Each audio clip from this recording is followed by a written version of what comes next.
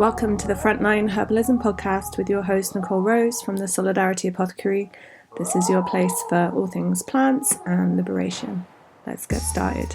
Hello friends, I'm so sorry for how long it's taken me to get another podcast out. It has been a very turbulent time in my personal life in terms of some big relationship changes, but I'm not going to share about that, but I'm just going to say, there's been a lot going on and I've done 2 trips to Calais. I just got back from Calais and it was quite a successful trip in terms of reaching people and getting medicine to people who need it and getting people to hospital. And we had a really great team. So thank you so much to everyone who's been donating to our crowdfunder. And I've also been posting out our Plants Know No Border t-shirts and our Solidarity Knows No Borders t-shirts with all these amazing illustrations drawn by my friend Amani that are featured in like the medicinal herb colouring book and the Prisoner's Herbal. So I've literally just been like up to my eyeballs in t-shirts for days. If you follow me on Instagram, you can see in my stories pictures of me looking like real tired out. But little bonus episode for you today. The audio file here is an interview that I did with a podcast called Herbal. I'm sure if you're listening to this, you've probably heard of Herbal. It's an awesome resource, like super regular content, like different interviews, different like herbal top tips, plant profiles. Their back catalogue is really amazing. When I was doing my clinical training, I would often search it for like a specific thing, and there was always like an hour-long interview on arthritis or, an hour-long interview on motherwort or something, like it's a really fantastic resource. And I know the team working on it are, doing their best to make a livelihood within capitalism. So please support the show. About like an hour into the interview, I actually realized that like the video is also getting recorded. So it's gone on YouTube, but maybe you hear me complain being like, I didn't do my makeup. Anyway, you can also watch it on YouTube, but I won't talk for long now because the interview is about an hour. It's all about the Prisoner's Herbal. Just like a content warning, there are kind of like some graphic questions about prison, including references to like hunger and violence and things. So but it's largely about the project and getting the book out to people, and there's like a little bit of stuff in there about some of the herbs in the book. So I hope you enjoy it, and I'm going to be back soon with more content about how to use kind of like canteen remedies, like things that you can find on like people in the so-called US say commissary, but also things you can find in your kitchen and how you can use them medicinally. So look out for that. Okay, thanks.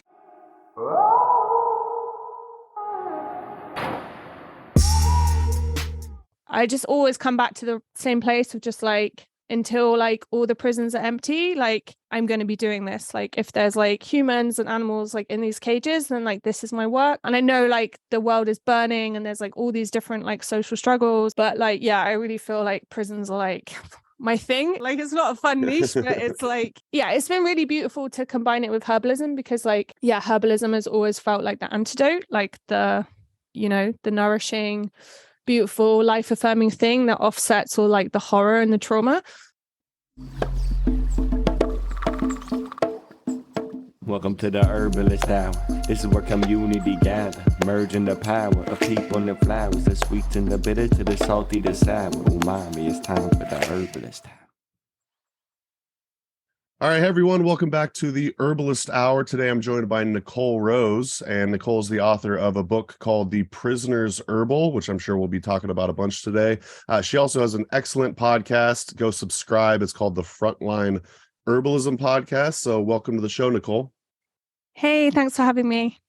Of course. I'm curious, how's it going today, and where are you at in the world? So I'm in Somerset, which is the southwest of England, where we sound like farmers with like rolled R's. Okay. But I've been chuckling because I love how people in the like so-called US say herb. It's like pretty entertaining to me. But it's very rainy here in like classic English fashion. Totally. Yeah. So we're the Herbalist Hour, and it feels like alliteration, but how would you say that? The Herbalist Hour? The Herbalist Hour. Okay.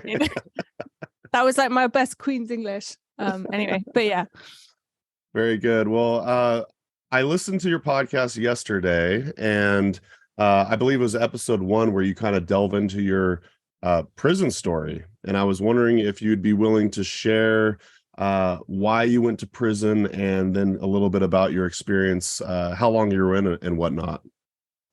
Sure. So I did a 3.5 year sentence when I was 21, and it was part of a campaign. Well, the charge was connected to a campaign against Europe's largest animal testing company, where they would kill like over 100,000 animals a year, been exposed for like massive abuses against animals like consistently. And yeah, there was like a huge grassroots campaign against them for over a decade, and I was quite heavily involved. And yeah, the cops decided to charge us with conspiracy to blackmail, and they like effectively criminalized a bunch of us. They like raided and arrested like 32 people, and then whittled that down to 12. And then we all got kind of various different prison sentences. I mean, there was elements of it that were involved a lot of direct action and liberations and criminal damage. Like it wasn't, I don't want to like greenwash it that it was this like squeaky clean campaign, because it definitely wasn't. But it was very effective in like bringing this company like to its knees.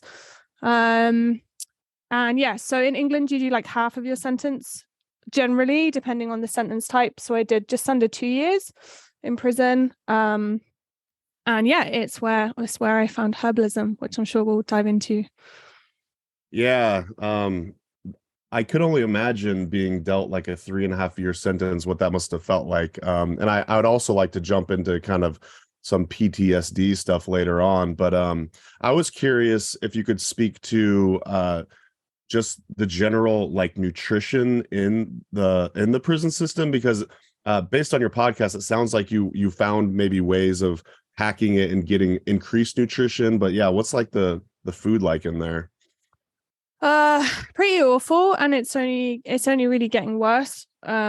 So I think like the average spend is about like £2 a day per prisoner. So you're looking at your most kind of like cheapest processed industrial food, like next to no like fresh vegetables. And yeah, I'm celiac, so it was just like horrific for my body, Oh man. and led to lots of like chronic health issues, which I've now recovered from, thankfully. But yeah, it's just like slop. And to be honest, like most of the time you're just like hungry like all the time. And if you're lucky to have someone send money into you, which is, you know, a very small minority of prisoners like have that kind of family support or political support, then you basically like, if you get money sent in, you can complement your diet. You can buy things from the prison shop. So I would buy like muesli, and like crisps and stuff, but otherwise like yeah, you get what you get, if that makes sense. And you kind of learn how to like sleep on your stomach and like not exert yourself too much. And you know, this is in England, right? Like there's lots of like horrific prison conditions like around the world, but yeah, even in this like most industrialized nation on earth, you're still pretty much going to bed like with a lot of hunger. And yeah, and so that was like partly why I got really interested in plants.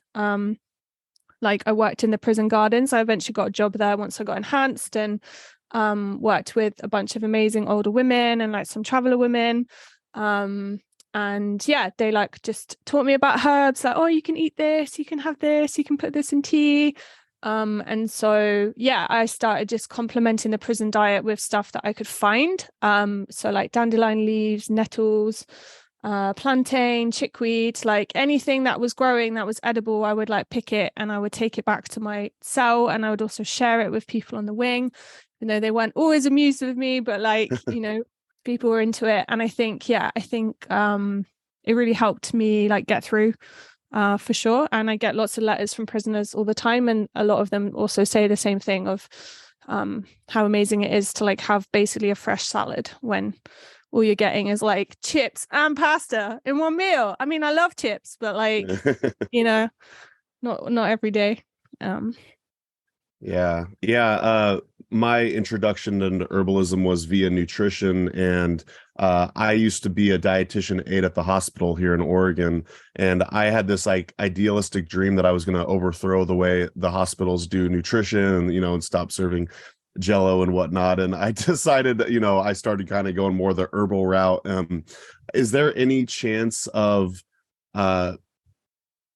increased nutrition in the prisoner's diet? Like, is that part of your work? Are you trying to help reform that or anything? Or Like Yeah, my friend Kevin, who's like in solitary confinement, he actually wrote an article about this yesterday about prisoner food, which I was going to share on the old Instagram soon. It's not like particularly where like my focus of organizing has been, because it's like so systemic, right? Like you said, it's also in hospitals, like it's just pure capitalism, and like in the UK it's like super privatized. So it's like, yeah, it's kind of a struggle on like multiple fronts, if that makes sense. But I think the main focus is always just like generally advocating that people shouldn't be in prison, and like preventing new prisons being built, and like working towards, you know, things like decriminalizing like drug use, for example, stuff like that. Like I think that's more effective route. However, it is getting like real desperate, and people are really struggling, and it's leading to like a lot more like increased violence in prison, and a lot more like extreme like mental like psycho-emotional health issues. So like I think, yeah, it could potentially be a campaign that like people take up, if that makes sense. I guess why increase the nutrition when we should just stop sending people to jail in the first place? So at least especially for things like drug use, it's such a huge topic. So I'm so glad that there's people out there like you doing this type of work, because it's something that I haven't thought too much about, but it's super important. So thank you for doing that. Like for real, like it's really amazing work you're doing, especially combining the, you know, the herbalist aspect, because I don't know of anybody else kind of doing that. Oh, I can name drop a couple of projects later that I would recommend people check out. Please, yeah, I'll include all that in the podcast show notes and stuff. But I really liked the story about when you were, I want to say, hiding dandelion roots under your pillow. Can you speak to that a little bit?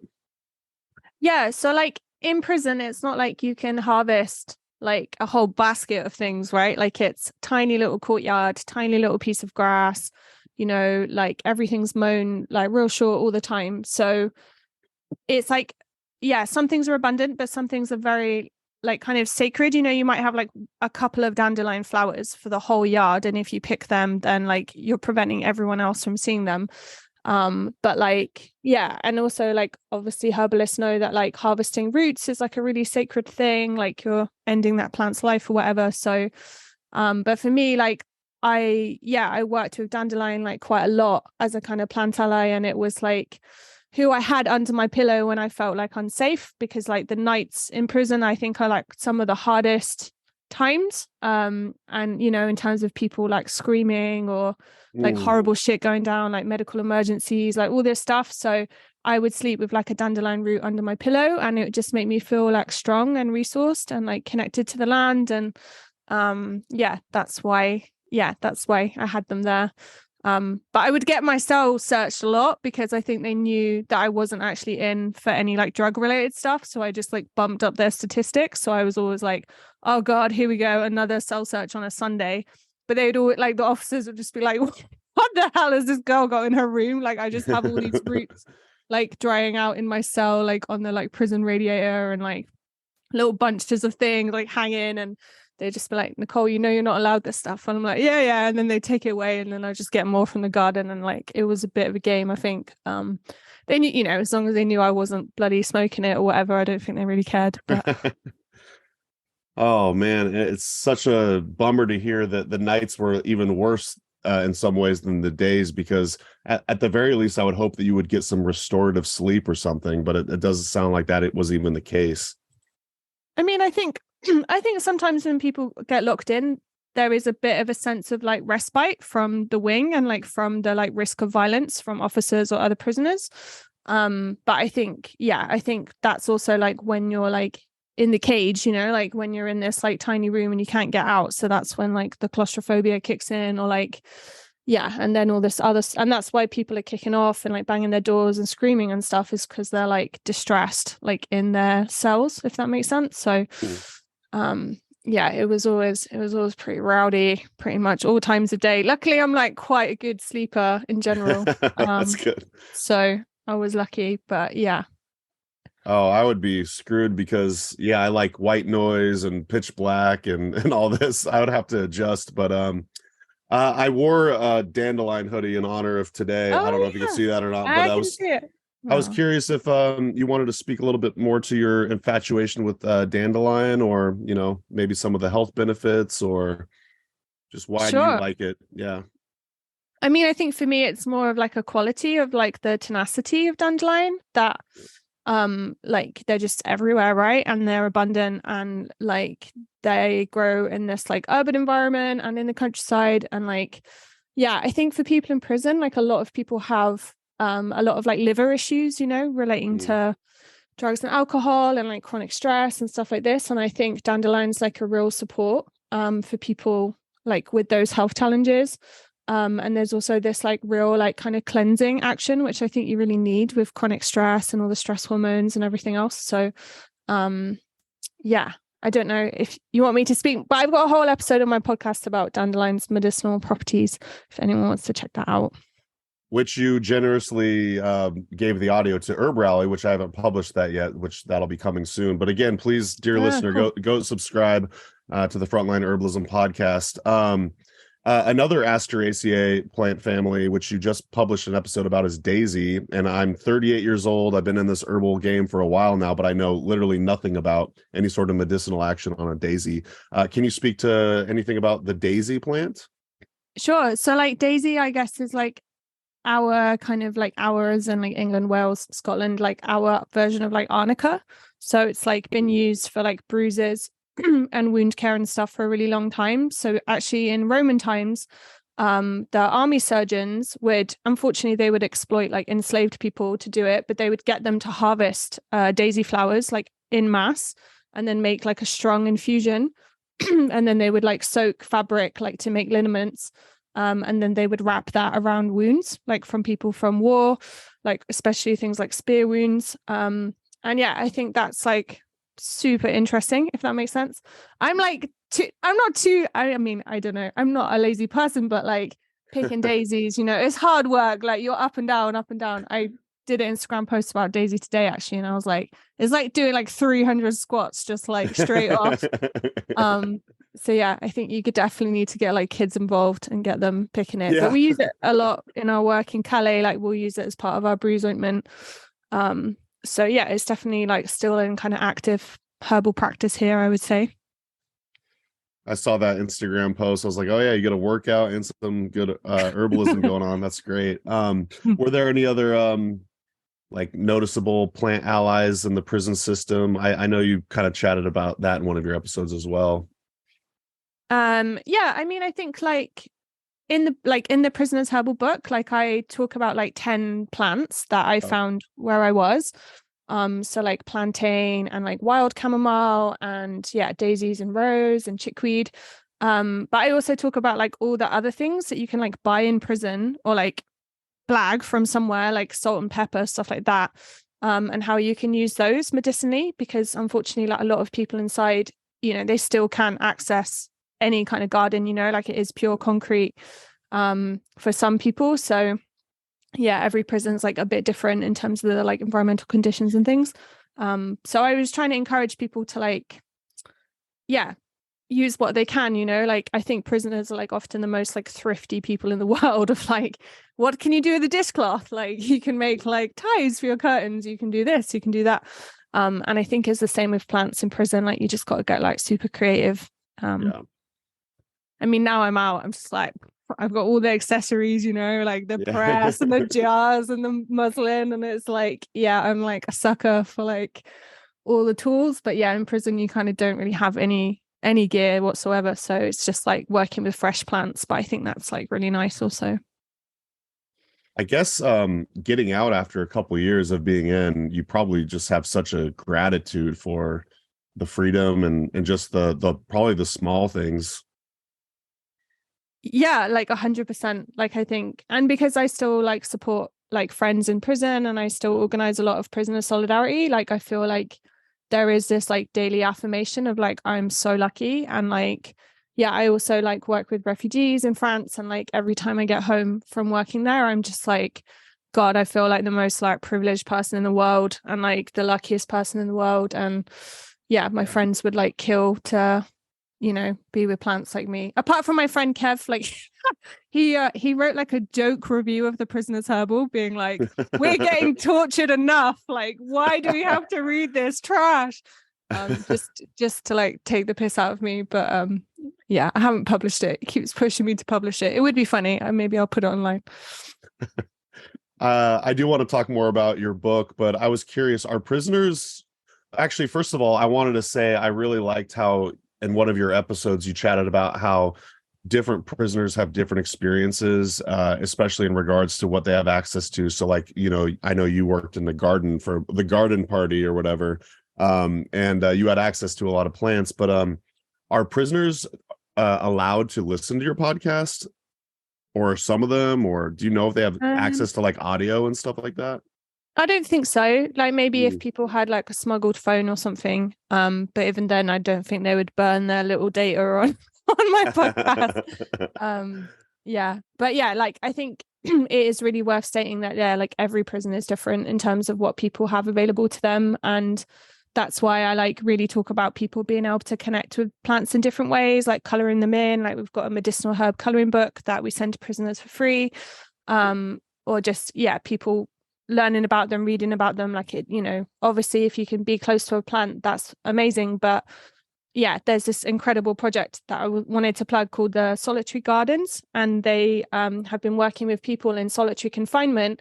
And the people in solitary confinement have been like designing the gardens for them to make on the outside. And then on the outside, they make the garden.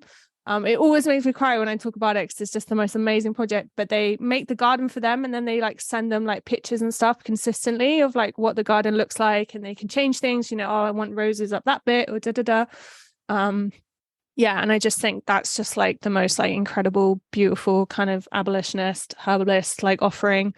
That's someone called Jackie Sumel. I think she's in New Orleans, but I'm not 100% sure.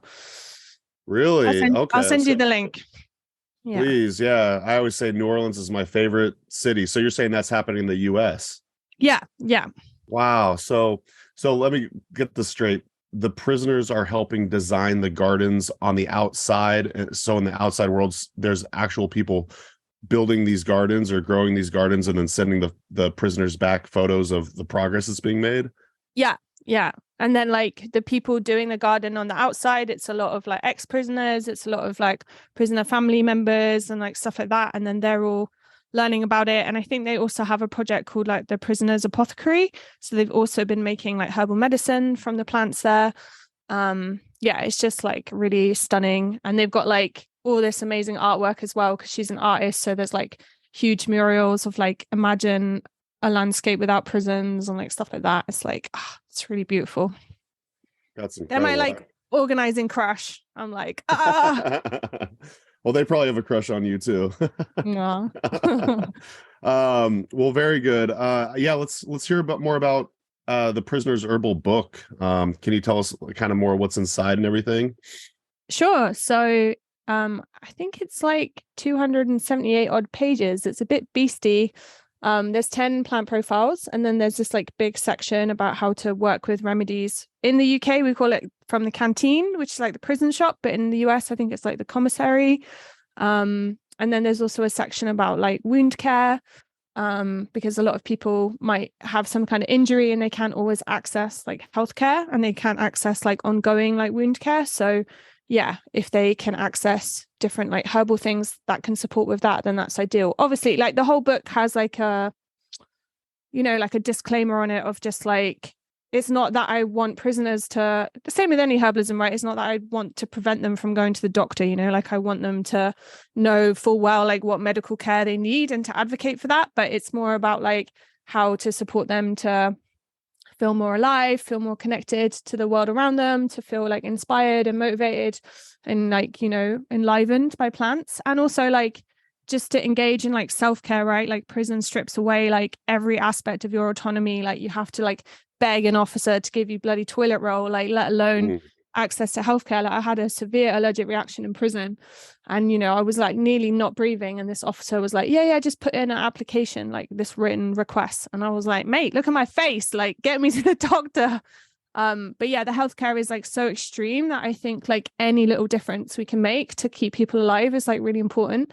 While, you know, also having campaigns on the outside and like people fighting to like change conditions and, you know, build alternatives. But yeah, so the books, got that. And it's also like, I think really nice resource for people on the outside. Like there's lots of, you know, like top tips for like harvesting and where to find things and like their medicinal qualities. And it's really like low tech herbalism, you know, it's not like make this percolation or da da da. It's like, what can you do with fresh leaves? Like, so yeah. And each copy, like every time someone buys a copy of the book, then that covers the cost of like printing a book for a prisoner.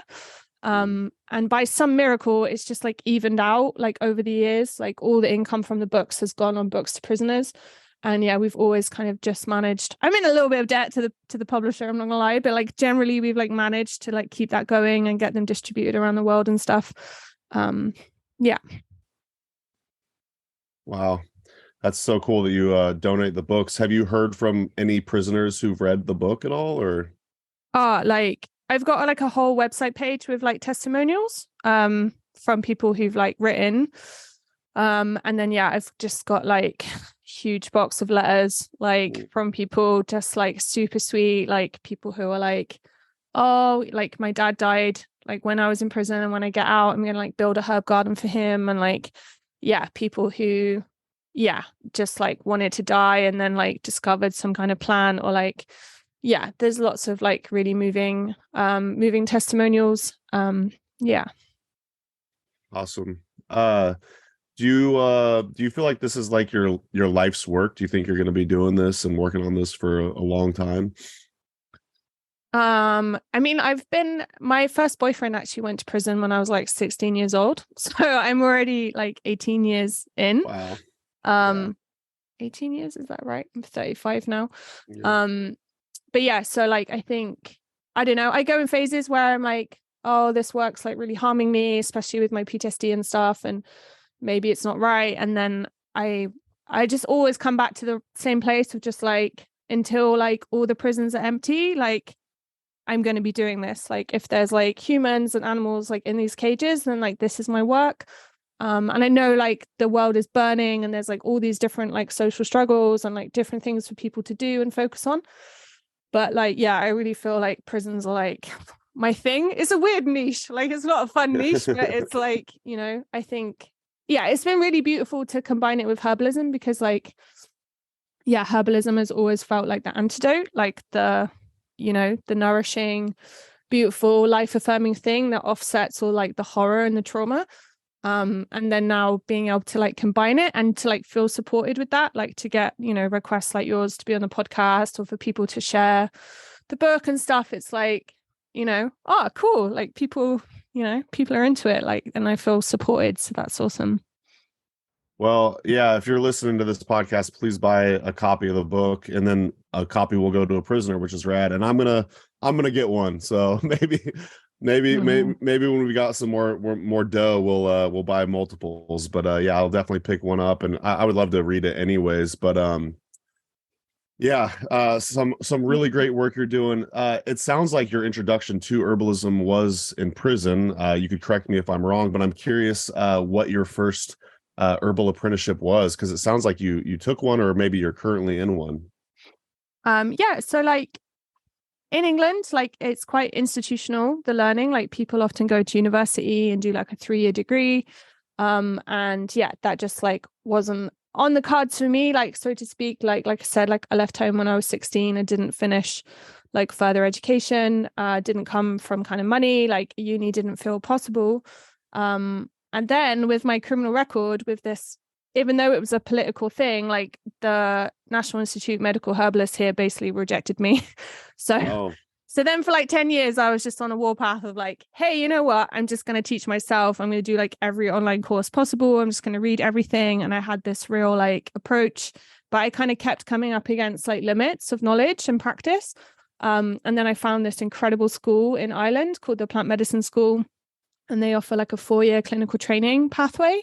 And yeah, they were just like supportive and, you know, trying to get books into prisoners in Ireland and like good politics. And quite sort of working class. Like one of my tutors was really amazing, and just so I studied with them for 4 years, and now I'm like, quote unquote, like a clinical herbalist. It just feels weird, right? Because I just really think like everyone's a herbalist, like, but yeah, sure. It's nice to have some like a bit of safety behind me of like having insurance and being registered and like having, some like clinical, like, I think this clinical skills are really important if that's your path. And I've definitely enjoyed being able to like work with people with more like clinical complexity and do more like first aid work and wound care work. And I've just been trying to study all that stuff for a long time. I'm not a very well-traveled person, at least as far as I've traveled a lot in the US, but I've never traveled abroad.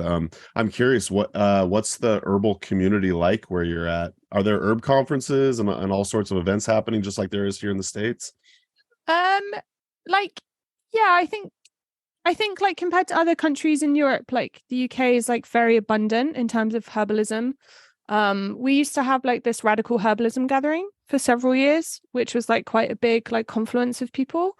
But yeah, I think probably, I don't know, it's hard, isn't it, with the pandemic to like remember what it was like before. I mean, like, yeah, I know this can alienate some people, but I think the herbal scene here has been quite, I mean, I am white as well, but like kind of white middle class, and like it has felt like, not always like my scene, if that makes sense. And because I learned herbalism in prison, it's like a different entry. However, there are lots of amazing herbalists here and lots of grassroots projects. And I think compared to lots of countries, like we're very lucky to have so many resources and people and projects and stuff. So yeah. I saw, or I heard in one of your episodes that Commonwealth School in Boston here in the States donated, I want to say you said their like written course to the prisoners. Did you happen to study with the Commonwealth herbs, Katya and Rin? No, I haven't, but they've been like incredible in terms of being supportive of the project. Like they've basically just said we can use like any of their learning materials, and we've been printing off like the transcripts and sending them to people in prison here. Because they have like a program where they're also supporting prisoners in the US. But I think we're going to try and develop this year like a specific prisoner program. Just need to like get some funding for it and stuff. But no, they've been amazing. And like, we've been sending their stuff into people in prison here. And I really like their kind of like approach to herbalism. And yeah. Well, shout out. That's Katya Swift and Rin Madura. They have a podcast as well called Holistic Herbalism Podcast, I want to say. And fun fact, they actually did the first episode of the Herb Rally podcast too. So they've been very generous to Herb Rally over the years, and it sounds like to your projects as well. So maybe this is a good time to ask, and we could kind of reiterate at the end of the show too, but what are some ways that the listeners could kind of help your project, your various projects? So we have like a crew called the Prisoner Herbalism Collective, which is like very loose network of people and kind of engaged in this. So we have folks in the US that like pick up letters from the PO box and send books to prisoners, and we have people in England who do the same. And then there's people who just generally like promoting things and trying to build these connections. But people are welcome to get involved in that collective. And we also have an option to like sponsor a box of herbals. So if you wanted to like get, for example, like 30 books to a prison, then someone could like donate, and that would cover our costs for that. So that's like very welcomed. And then just like, I mean, the Solidarity Apothecary in general is like really focused on supporting people experiencing state violence in different ways. And part of that is like I send like care packages to people who are like defendants, like going through cases, or like political repression, prisoner family members, like people engaged in like different stuff in England, like grassroots organizing. And I send stuff to the US too, but if there's any like former prisoners listening, or like prisoner family members who are just struggling with the weight of that, of visiting their loved one in prison, being separated from them, then I would really love to like gift you some medicine, just like some self-care stuff for the nervous system and immune system, things like that. That's another way people can support, is kind of like encouraging folks to contact me that would value like a bit of herbal solidarity. Have you ever received any sort of like large corporate sponsorships or anything like that? Not. I mean, our Calais project, like our mobile clinic with refugees, we've had support from an amazing crew called Planta Medica, who are like a growers cooperative. Yeah. They kind of like funded us for like 2 years, but that funding has stopped now. But yeah, I have no morals. Just give me all your money. I'll take it from anywhere. No, we have a company here in the US called Mountain Rose Herbs, and they have a thing that they host every year called Grants for Plants. And you know, I can't guarantee you'd win or anything like that, but I definitely think it'd be worth applying. Okay. I'm not sure if they fund overseas projects or not, but it's I could look into it and let you know regardless. Cool. But amazing. I used to be on the team to help like select those winners and stuff like that. Cool. But okay. Right on. Well, very cool. Who have been some of your herbal mentors? Ooh, humans or plants or. Ooh, good call. Let's go. Let's start with humans. Humans. I'm gonna have to specify next time. I mean, I think like everyone that works at the plant medicine school really in Ireland, there's like different teachers there, like Nikki and Jane and Marie and Joe. I feel bad that I'm just like, wow, I can't remember anyone's surnames, which is problematic. But yeah, like they're just like incredible in terms of supporting me to develop clinically and stuff.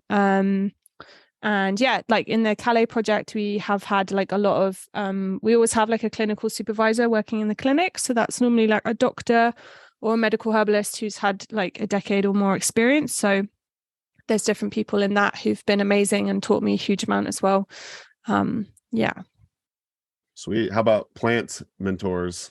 Well, just all the babes in the Prisoner's Herbal book. Sure. And many, many more. Yeah. Totally.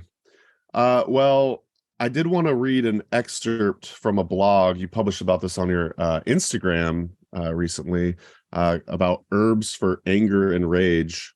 And it just kind of caught my eye. So you said calming down or fighting back. It's really common in herbal or alternative health circles to envision the desired state of human existence to somehow be as calm as a pond at all times. We learn that stress is toxic and punish ourselves from our reactivity. If we get angry, we obviously haven't done enough personal development work. Yet, faced with the horror of state violence, harming the people I love with all my body, is it not totally normal to be angry? Is it not anger that propels me to fight to free IPP prisoners or to overturn Sam's conviction? Yes, it's love that drives me, that sustains me, but anger plays its role. So I was just kind of curious if you could kind of talk a little bit more about that and maybe throw in some of the herbs for anger and rage.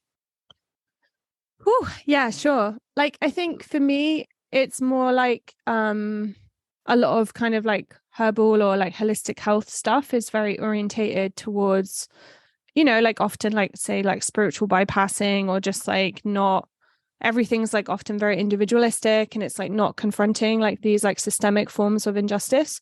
And I think, yeah, there's like often this pathologizing of like our body's reactions to things. And I kind of think like if your friend is likely to die of cancer in prison unless you like take action, then that's like that stress is like communicating to you that you need to do something and it's important and it's information. And yeah, so I think for me, it's kind of like trying to live in a world where like we need feedback from our systems. And I think herbalism is being about connected to the world, like plants and human and everything else. And I think that means like not turning away and like having our eyes open to like what's happening around us. And then, yeah, receiving that information and like responding with our bodies and like taking action. And I think anger is often like pathologized as bad. I mean, it can definitely like burn you out. Like I've definitely burnt out the hard way. But I think, yeah, for me, I don't ever want herbalism to be like a process of pacification. Like I want it to be a way that I feel more connected to the land, like more strong. Like, you know, I've got this like sleeve on my arm, a tattoo sleeve where it says like never alone. And like, I really got that from this kind of like animist perspective of just like, okay, they might have prisons, they might have motorways, they might have like armies, whatever, but like we have like nature, you know, like we're stronger, like we have storms and trees and birds and like succession, you know, like you can't just like pave everything, like nature will like fight back, and that makes me feel really strong and able to be like, okay, let's like resist these systems of oppression and like keep going.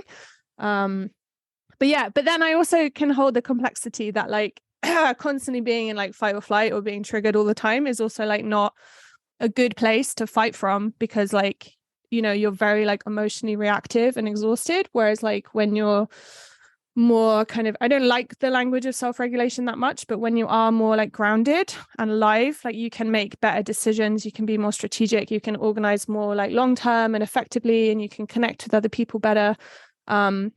So that's why I think like plants are incredible, because they can help us feel like soothed and supported. And in that blog, I think I only reference like a couple of plants, but one of them is like rose, which is in the Prisoner's Herbal as well. And I think rose is like very cooling and anti-inflammatory for like, you know, inflamed blood vessels, which is like very common with like this fight or flight response. And it's, yeah, very like nourishing to like the emotional heart and everything else. So like for me, it's more like just a big hug, being like, I got you, like I feel your pain, like, but we can do this kind of thing. And yeah, and like not letting trauma like shut you down enough that you don't love anymore, you know, because I do think this sounds so cheesy and hippie-ish, but like I do think that love is like the sustainable engine, you know. Like I think, yeah, my love for my friends in prison has like kept me going like much more than my hatred of the system, you know, like but yeah. Man, so many different points I wanted to touch on there. It just occurred to me, you were talking about rose, and then I was like, I suppose it wouldn't matter if they're probably all, you know, sprayed with Roundup or you know, toxic chemicals. At that point, you'll take whatever kind of herbal medicine you could get, right? Yeah, I mean, I think like we were lucky that they didn't spray, because it was weird. It was like they needed the prisoners to have something to do. So like they actually needed us to like monotonously weed for like weeks on end, because that occupied us, rather than like just like kind of effectively spraying everything and killing it. Does that make sense? So it was kind of weird. And I think it's the same like with a lot of like weird prison labor stuff. It's like they actually just want you to do it. Like they just want you to be like occupied and be doing something like mundane and soul destroying. But you know, I would never weed properly. I'd always just like leave a bit of root in, you know, like know that I'd come back to that spot. Yeah. Nice. You hacked the system.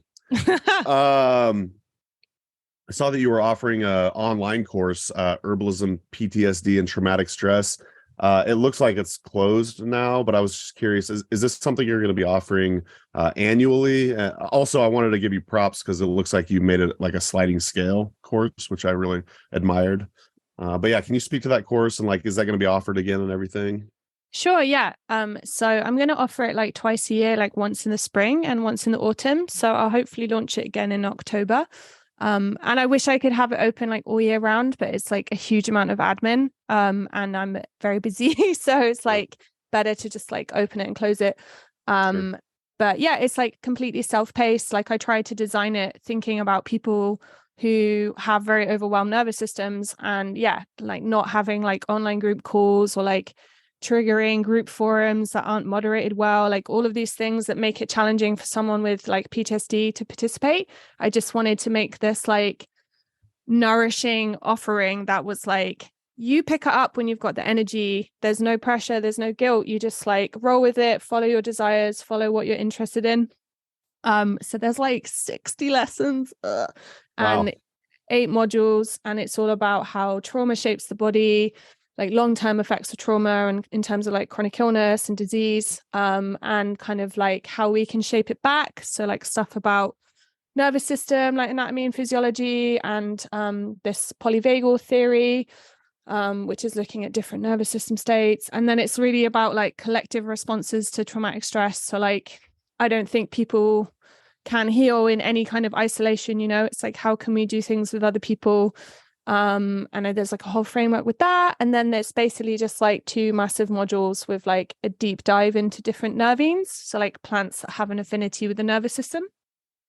And we look at them in like super nuanced ways of like, I don't really touch on their like other general qualities, but I really look at plants like as nervines, and like, yeah, when they're maybe appropriate, for someone who's like extremely like hyper aroused or hyper vigilant, or when maybe something is like potentially like too hypnotic or too sedative. So it was a huge like labor of love.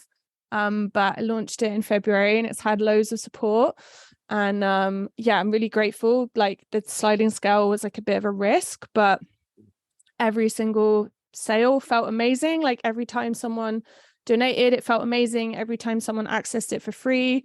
Like I told people like, you don't need to disclose like your financial circumstances. Like, I hate that shit. Like I was the kid that, got the free school meals or whatever. Like I'm not into that, but people would still send me these emails about their lives and like why it meant so much to them that they could access it. And like, so yeah, the whole thing like felt good in terms of like trying to do it in like a liberating way. That was like a bit of an experiment. And I think, touch wood, it's like paid off. I'm getting lots of like sweet emails and feedback about it. But yeah, so hopefully, there's a waiting list. If people sign up to that, then they get like a discount. That's like the only place I offer a discount. And I will, hopefully launch it at the beginning of October. Yeah, I guess if people want to learn more and sign up, they could sign up for your newsletter, which I just subscribed to. Actually, I thought it was cool. It was probably an auto-generated email, but in your newsletter, you said building relationships is one of the most revolutionary things we can do. And I just really loved that. And I was wondering if you could kind of speak to that a little bit. I get so much feedback from that email. Really? Like, it's so cute. Yeah, people are like, wow, I've never replied to like an auto-generated newsletter email. But yeah, it's funny. Like, I think, like for me, like, like prison or like state violence, like it's all about like severing relationships. It's all about dehumanizing people, separating them from the land, separating them from people they love.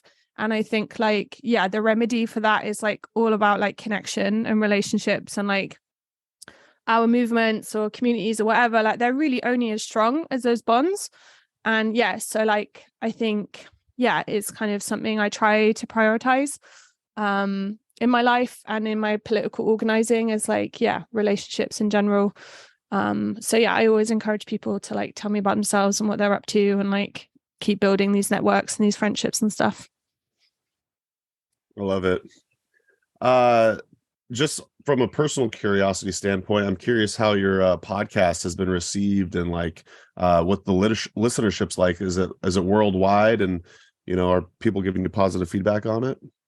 I need to have a look at the analytics. Maybe we can have like a little comparison. Or like I just have no idea like what's meant to be good. Do you know what I mean? Like I Googled it and it was like, if you have more than 200 downloads, then like, I was like, oh, that's cool. I've got like 2,000 downloads, but I have no idea if that's good or not. But I'll just tell you, we get 2,000 downloads per episode. Like that's kind of like and I wasn't even necessarily referring to like how many downloads you get per episode, but like I was genuinely curious. Are like a lot of the listeners coming from the UK, or is it worldwide?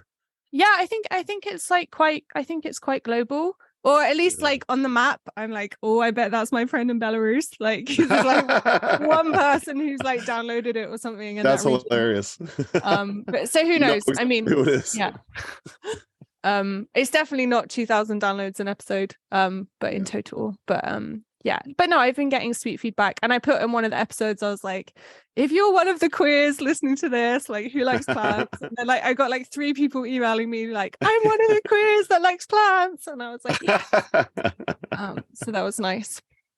Very good. Well, like I mentioned a couple times in this show, please go subscribe to her podcast. Just a couple more questions.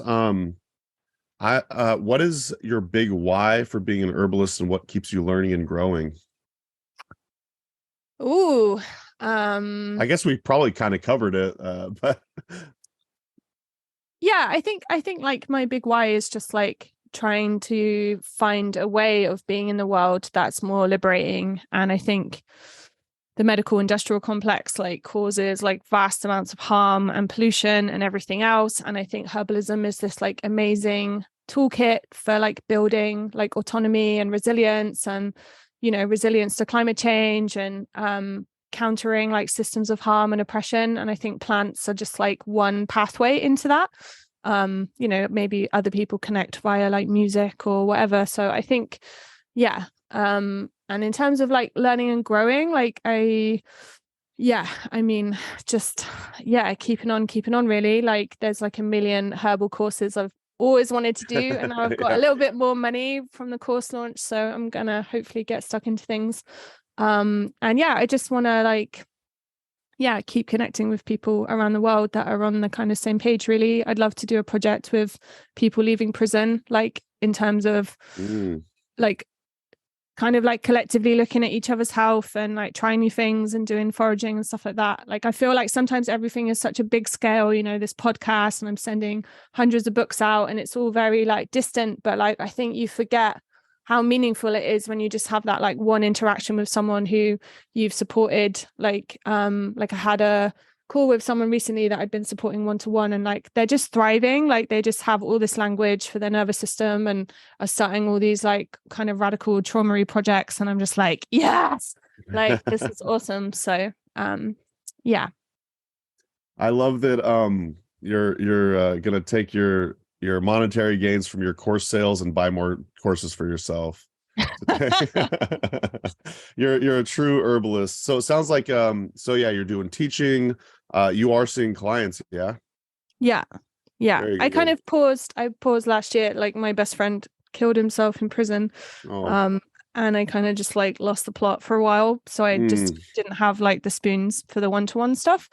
And also like with the invasion of Ukraine, like we have this Ukraine Herbal Solidarity project, so that kind of like took most of last year out. But this year I'm starting to see people again, and trying to balance that with working in France in our refugee clinic, where we see like hundreds of people a week. So it's hard to fit it all in, but I'm trying.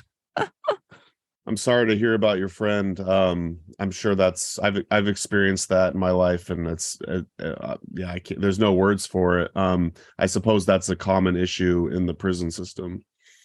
Yeah, I mean, like at one point the UK had like the highest rate of prisoner suicides in the world. I know that like not all countries will document that, but like I think it's a result of like certain types of sentence here and pressures people are under and stuff. But oh well, keep up the good work. This all needs to change.